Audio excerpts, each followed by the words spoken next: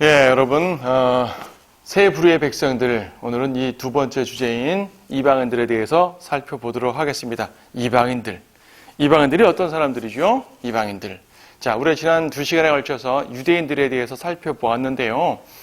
물론 유대인들에 대해서 더 할 말이 많고, 특히 유대인들의 회복에 대해서는 교류적인 상황에 대해서 더 많은 말들을 해야 되지만, 우리가 앞으로 이제 다양한 주제를 다룰 때 더 비슷한 내용들이 나오니까 또 앞으로 계속 보도록 하고요.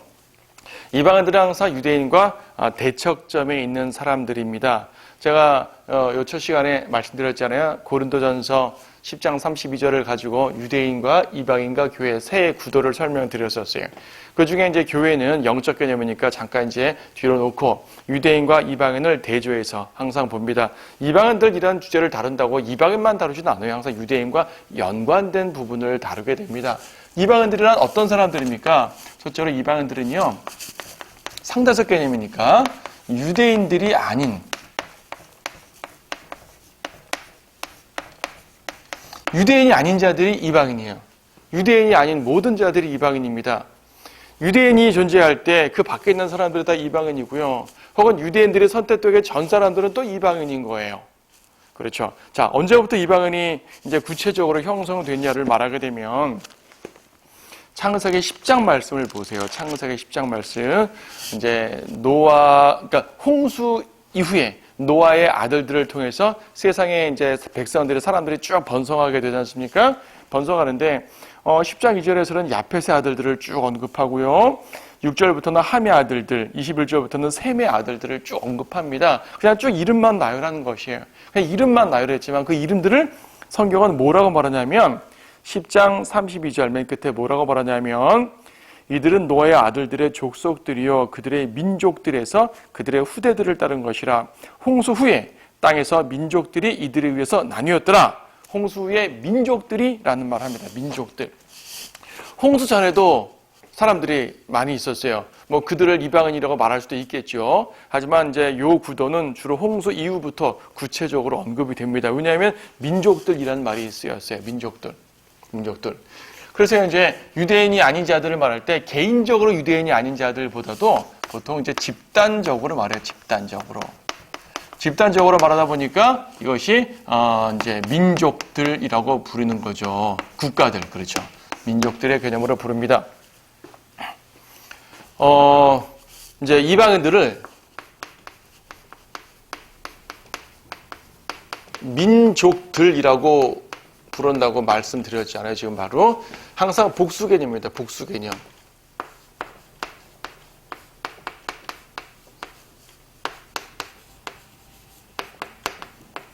자, nations이에요. gentiles고요. 그렇죠. 반면 이들과 대조되는 특별한 민족이 있죠. 이 특별한 민족이 누구예요? 바로 이스라엘이죠. 그래서 이스라엘은 복수를 쓰일 수가 없죠. 항상 네이션, 단수의 단수고 여긴 복수란 말이에요. 복수. 이스라엘은 하나고요. 하나님의 백성은 하나고요. 다른 모든 백성들은 이방 민족들이란 말이죠. 이방 민족들. 그래서요, 그러니까 이 이방인들을 말할 때는 이방인 개인이 아니라 민족들, 즉 집단을 다루게 되는데 왜 이렇게 말하냐면 이스라엘 개인, 유대인 개인과 이방인 개인의 상대가 중요한 것이 아니라 성경에 있는 모든 이런 그 교류적으로나 어떤 역사적인 상황을 봤을 때, 예언적인 상황을 봤을 때 이스라엘 국가와 대적하는 이방 국가들에 대한 모습이 나오기 때문입니다. 이방인 개인에 대해서 큰 관심이 있는 것이 아니라 이방 국가들이 어떻게 이스라엘 국가를 향해서 하는 행동, 하는 이렇게 모든 역사들, 모든 예언들, 이런 것들이 다뤄진다는 얘기죠. 집단적으로, 그것도 국가적으로. 그래서 민족들이라는 말을 쓰는 것이고, 이스라엘은 이제 독특한 민족. 출애굽기 19장에서는 거룩한 민족이라는 표현을 쓰죠. 거룩한 민족.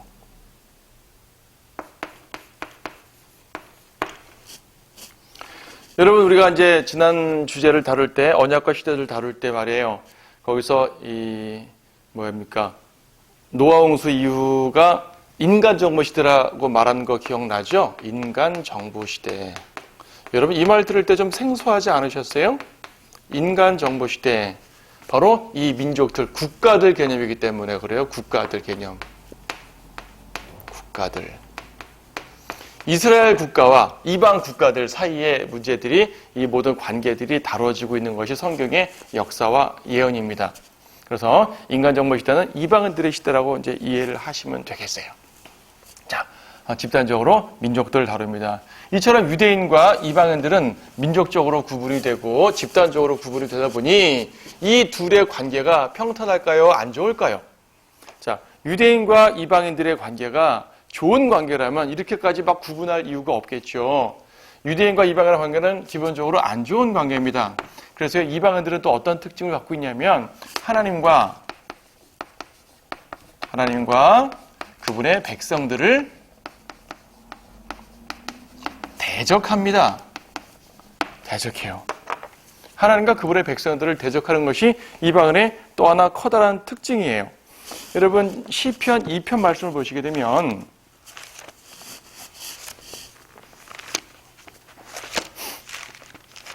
이방인들의 특징을 한마디로, 이방인들의 역사와 예언을 한마디로 말할 수 있는 이 내용이 시편 2편입니다. 잘 보세요. 어찌하여 이방이 분노하며 백성들이 헛된 일을 꾀하는가? 그렇죠?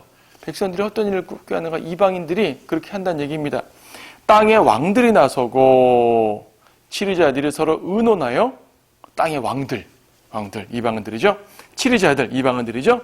서로 의논합니다. 의논하여 주와 그의 기름 부음 받은 이를 대적하여 말하기를, 하나님과 그리스도를 대적합니다.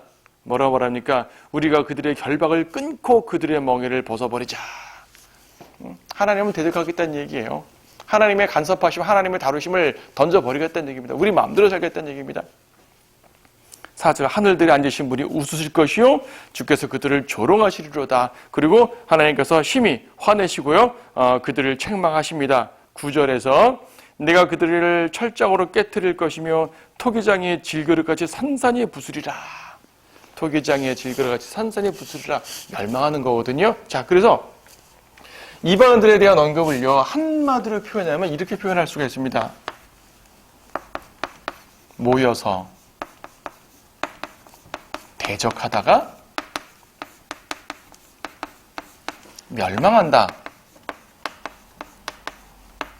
모여서 대적하다가 멸망한다. 이것이 이방인들의 현재의 모습과 미래의 모습 모두 보여주는 내용입니다. 그들은 모이기를 좋아합니다. 모이면 뭐합니까? 하나님의 백성 혹은 하나님을 대적하게 된다는 얘기입니다. 이건 오늘날까지도 마찬가지예요. 이방인들 모이기 좋아하지 않습니까? 이 창세기 10장이 이방인들의 시작이라고 말씀드렸었는데 이 창세기 10장에서 이방인들이 생기면서 11장 가니까 맨 처음에 한 일이 뭡니까? 하나님을 대적하는 일이었죠. 바벨탑이요. 바벨탑. 이방인들은 생기자마자 연합해가지고 바벨탑을 만들어요. 하나님을 대적하죠. 구약 역사에 보더라도 여러 이방 민족들이 한꺼번에 모여서 이스라엘을 대적한 적이 많죠. 그 한꺼번에 모이지 않더라도 각각 계속 이스라엘을 대적하는 수많은 민족들. 오늘날도 UN 그러잖아요. UN. 민족들의 연합이란 말입니다. 저 국제연합이라는 표현인데 말하자면 민족들의 연합이란 말이에요. 민족들이 모입니다. 모여가지고 궁극적으로 대환란 때가 되게 되면은 그 세상 민족들이 모여가지고요 바로 하늘로부터 내려오시는 예수 그리스도를 대적할 거 아니겠어요? 아마겟돈 전쟁이죠. 적 그리스도에 의해서 완성될 것입니다. 이 모습은 이제 대환란 때 완성이 되겠죠. 대환란 때 완성. 자, 세 번째로 이걸 좀 더 이제 구체적으로 보면서 이방인들의 특징은 뭐냐면은요, 결과적으로 하나님의 백성을 대적하니까 하나님 이스라엘 편에서는 이방인이 심판의 도구예요. 심판의 도구. 하나님께서는 이방인들을 통해서 이스라엘을 책망하시잖아요. 이방인들을 통해서 이스라엘을 치십니다. 왜냐하면 이스라엘이 죄를 짓기 때문이죠. 하나님의 백성이면 정말로 거룩한 민족이면 율법도 잘 지키고, 구약은 율법이 되니까 율법도 잘 지키고 하나님의 뜻을 잘 받들어야 되는데 그렇게 하지 않고 계속 죄를 진단 말입니다. 하나님께서는 그 백성들에게 어떤 기근이라든지 전염병으로서 치실 때도 있지만 대부분의 모습 보게 되면 이방인들을 통해서 치셨어요. 이방인들을 통해서 괴롭히셨어요. 그런 내용들 꽤 많이 나오죠. 이스라엘 백성이 가나안 땅에 들어가서 그들이 또 우상 숭배하니까 이방의 주변에 있는 이제 많은 이방 민족들이 막 괴롭히지 않습니까? 그 부분이 바로 재판 관계였었어요. 재판 관계 보게 되면 재판관들의 활약도 대단하지만 일단 이방인들이 괴롭혔다는 것을 우리가 볼 수 있는 거죠. 자, 이방인들이 막 괴롭혔는데 다윗 때가 되니까 이방인들이 약간 주춤합니다. 왜냐하면 다윗은요 영적으로도 하나님을 잘 신뢰했고요. 주님께서 도와주셔서 강성했단 말입니다. 다윗과 솔로몬 때 이방인들은 거의 제압당하는 듯 했었습니다. 다윗은 거의 전쟁 왕이잖아요. 전쟁 왕으로서 이방인들을 제압했고요. 솔로몬은 평화의 왕이에요. 솔로몬은 아버지 다윗이 제압해놓은 그 상태를 다스리면서 더 번성했는데 모든 상태에서까지 완벽하게 문화적으로까지 번성했다고 지난번에 말씀드렸지 않습니까? 네, 모든 이방 세계를 주도했었어요. 하지만 솔로몬은 또한 범죄했죠. 우상 숭배하고 죄를 졌단 말입니다. 솔로몬이 죽은 다음에 남북왕국이 갈리잖아요. 남북왕국이 갈립니다. 제가 이스라엘의 지도를 하나 그리겠습니다. 자, 이게 지도예요. 이스라엘 지도. 무슨 지도가 이래요? 이스라엘 이렇게 생겼어요. 무슨 말입니까? 무슨 뱀 하나 그려놓은 것 같고 그 말이 아니라 이쪽이 바다예요. 바다고 이쪽이 땅입니다. 이제 바다와 내륙을 경계해 놓은 거예요. 이렇게 삐죽 튀어나온 게 그러니까 이게 지중해고요. 해안선 따라 내려오다가 삐죽 튀어나와서 쭉 내려갑니다. 여기 칼멜산 있는 자리, 여러분 칼멜산 알죠? 저기 누구예요? 이제 엘리야 때 칼멜산 이렇게 그리면 이스라엘 지도가 다 돼요. 여기에 유만하게 이제 동그라미 하나면은 이게 갈릴리 호수, 갈릴리고요. 이렇게 쭉 내려오는 게 요단강이에요. 그리고 이렇게 되는 것이 사해 바다겠죠? 자, 지중해 큰 바다가 있고요. 땅인데 거기 갈릴리가 있고 요단강, 사해바다 이렇게 이스라엘 땅입니다. 이스라엘 땅. 솔로몬 이후에 남북왕국에 갈렸습니다. 남북왕국 갈렸고 북왕국에 대한 이름을 이스라엘이라고 말하고요. 전체가 이스라엘이지만은 분열 상태에서는 북왕국을 이스라엘이라 말합니다. 그 다음에 남왕국을 유다라고 말하죠. 이스라엘과 유다. 그런데 이 나라들이 이제 지속적으로 이방인들에게 괴롭힘을 당하다가 BC 721년에 아시리아가 멸망시켜서 사로잡아 갔고요. BC 606년에 바빌론. 세속 역사에서는 신바빌로니아 제국이라고 말하는데 느부갓네살 왕, 성경에 느부갓네살 나오죠. 바빌론이 이제 사로잡아 갑니다. 잡아가요. 심판의 도구죠. 하나님께서 치신 것입니다. 모든 이방인들이 이렇게 이스라엘을 치는 그러한 모습을 이제 보이게 돼요. 자, 도표를 하나 더 그려보겠습니다.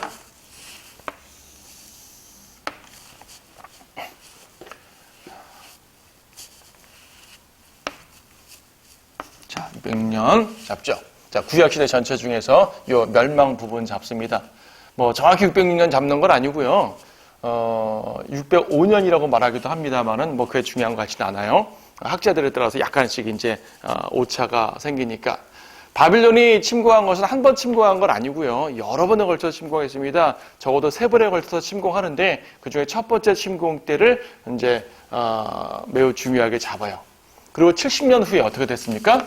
70년 포로지 않습니까? 536년이라고 보면 되겠죠. BC. 이때 포로 회복이 됩니다. 포로 잡혀가고 회복이 됩니다. 회복. 자, 회복됐으니까 이제 이스라엘은 아름다운 하나님의 온전한 나라로 서게 되겠네요. 그러면 참 좋겠죠.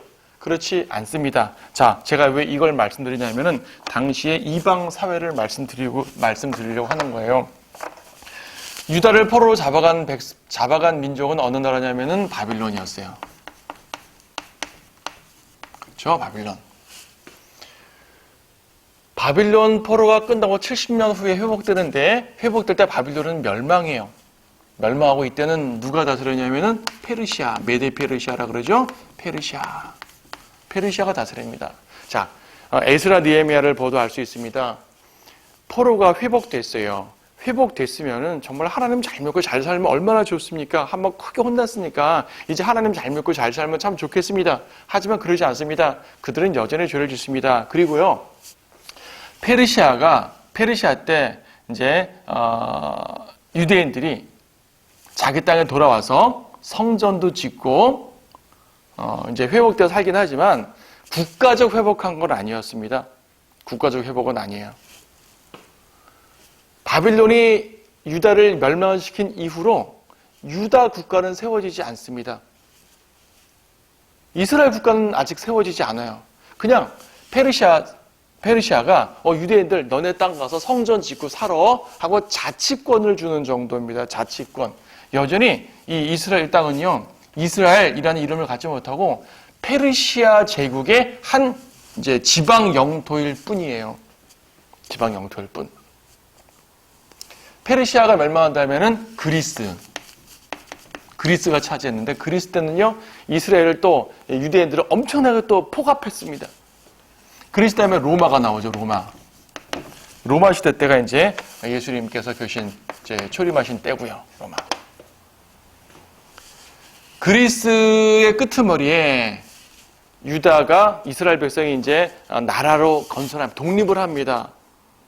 독립은 하지만 여전히 다윗의 계승자로서 왕은 세워지질 않아요. 다른 왕들이 몇 명 있긴 했지만 그건 정통성 없는 왕입니다. 하나님이 인정하시는 왕이 아니었어요. 무엇보다 그리스 시대는 이제 말라기 이후에 400년간의 침묵 기간이라고 그러죠. 유대인들의 역사가 끊어진 기간입니다. 로마 시대에는 이스라엘의 헤롯 왕이 있었지만 헤롯 왕은 이방인입니다. 에돔 사람이에요. 이방인이 이스라엘 왕을 하고 있었습니다. 이런 것들을 보게 되면은 지금 바벨론 포로 잡혀간 이후로, 이때가 여기가 예루살렘이거든요. 예루살렘.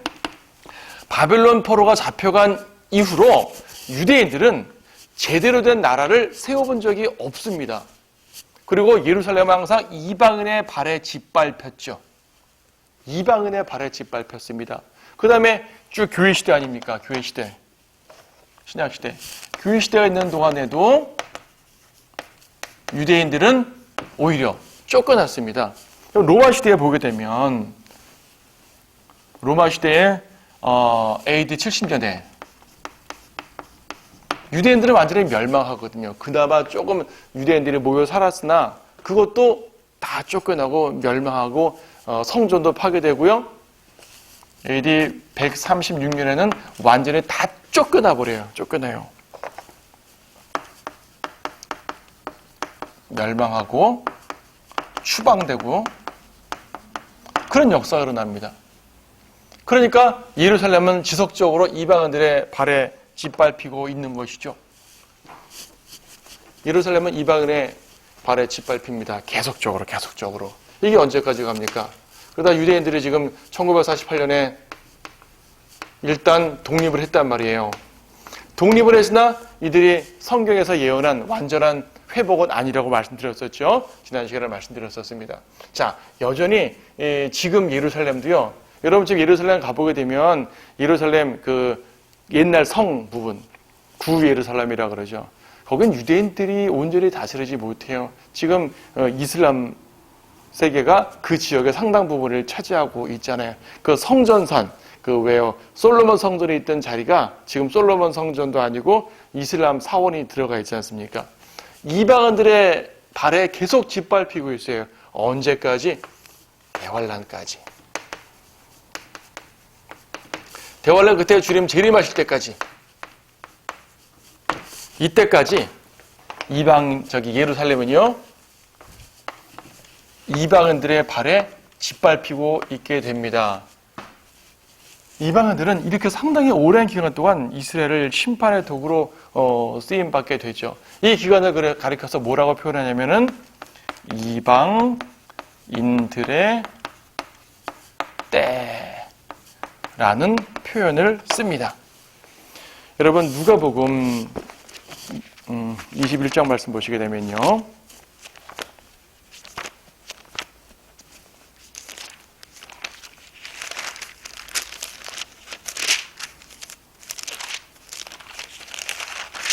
누가복음 21장 24절 말씀에 이런 말씀이 있습니다. 대환란을 주님 예언하시면서 이런 말씀을 하셨어요. 또 그들은 칼날에 쓰러질 것이며 모든 민족들에게 사로잡혀 갈 것이요 또 예루살렘은 이방인들의 때가 찰 때까지 이방인들에게 짓밟히리라. 이방인들의 때가 찰 때까지 이방인들에게 짓밟히리라. 예루살렘에 사로잡혀간 때부터 이때까지 전체 기간이 이방인들의 때예요. 이때까지 이스라엘 백성들은 그 땅에서 뭐 특별하게 하는 게 없습니다. 이때 유대인들이 제 땅에 있긴 했지만 쫓겨났고, 이때 유대인들이 자기 땅에 돌아왔지만 또 대환란을 겪을 것이고, 이 이방인들의 대표자가 누굴까요? 이 이방인들의 대표자가 바로 적그리스도 아닙니까? 그래서 이방인들이 하나님을 대적하고 유대인들을 심판하는 도구로서는 이 모든 과정에서 핵심된 인물은 바로 적그리스도예요. 이스라엘이 하나님의 백성이라면 이방인들은 적그리스도의 백성이 되겠죠. 이 모든 왕들도 바로 적그리스도의 예표가 됩니다. 그렇죠? 심판의 도구 된다. 이방인들의 때. 자, 기억해 봅시다.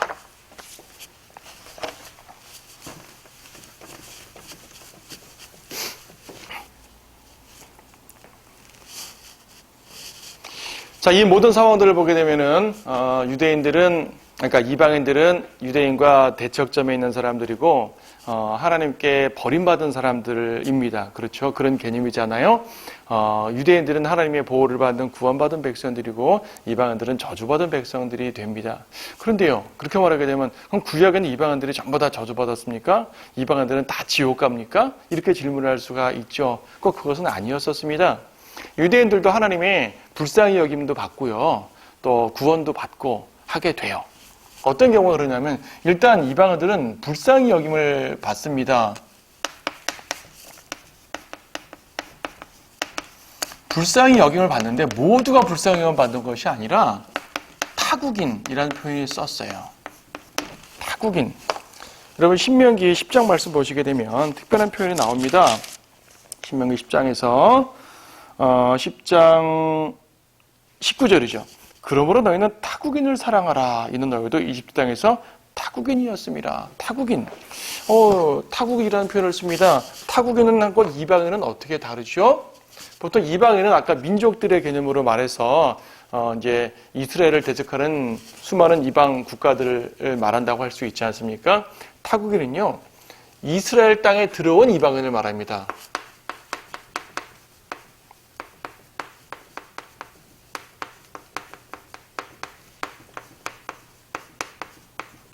이스라엘 안에 들어와 있는 이방인을 타국인이라 그래요. 타국인을 영어로 스트레인저라고 말하는데요. 스트레인저란 말은 스트레인지, 이상하다는 말이죠. 낯설다는 말입니다.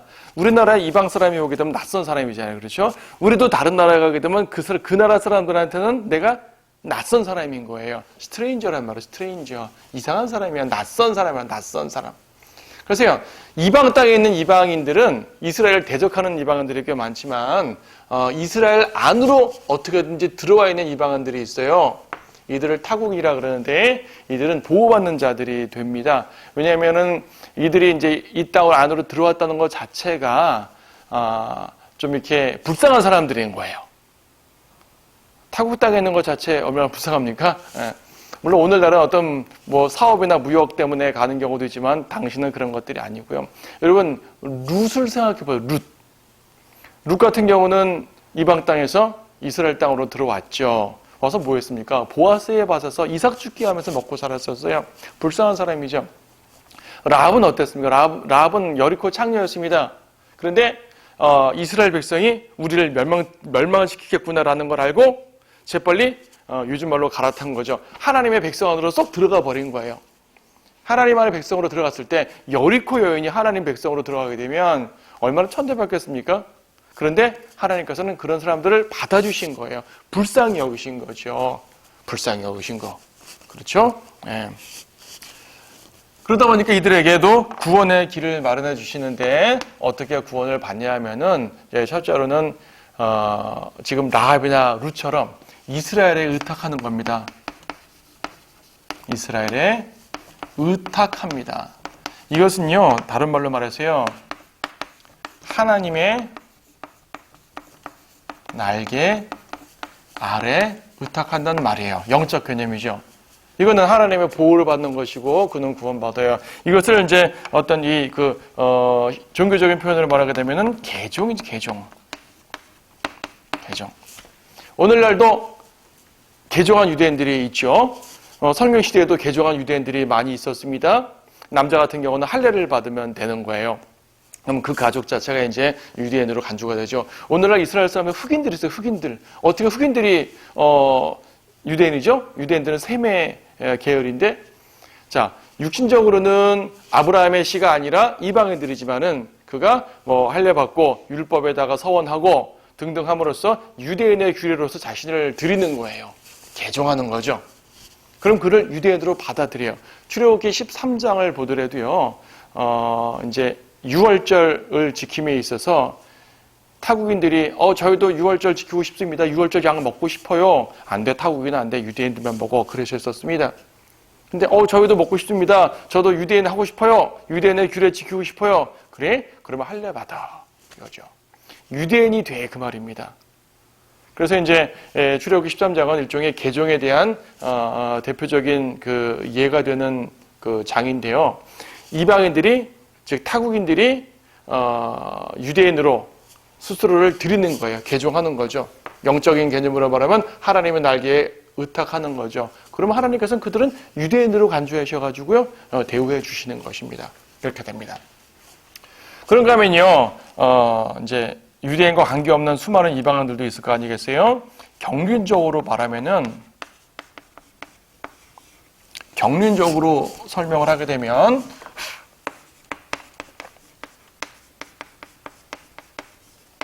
이방인들은 양심으로 구원받아요. 양심. 여러분 양심시대 알죠? 양심시대? 기억나죠? 양심시대. 양심으로 구원받습니다. 로마서 2장에 보게 되면 유대인들이 율법으로 구원받을 때 이방인들은 양심이 곧 율법이 된다라는 말을 합니다. 이거는 이제 로마서 관련해서 설명할 수 있을 테니까 여러분 로마서를 참조해 주시기 바랍니다. 가장 중요한 거. 이방인들의 구원에 있어 가장 중요한 거. 이건 바로 교회. 교회에 참여하게 됩니다. 이방인들은 교회에 참여하게 돼요. 우리가 한번 설명드렸죠? 교회라는 것은 그리스도 안에 유대인과 이방인이 그리스도 안에 있으면 이들의 교회라 그랬어요. 하지만 현실적으로 유대인이 다수입니까? 이방인이 다수입니까? 이방인이 절대 다수거든요. 그렇죠? 현대 교회 시대에는. 그래서 이 교회를요, 다른 말로 이방인 교회라는 말도 써요. 당연히 교회 안에는 유대인도 있어요. 하지만 현실적으로 이방인들이 훨씬 많죠. 그래서 이방인 교회라는 말을 씁니다.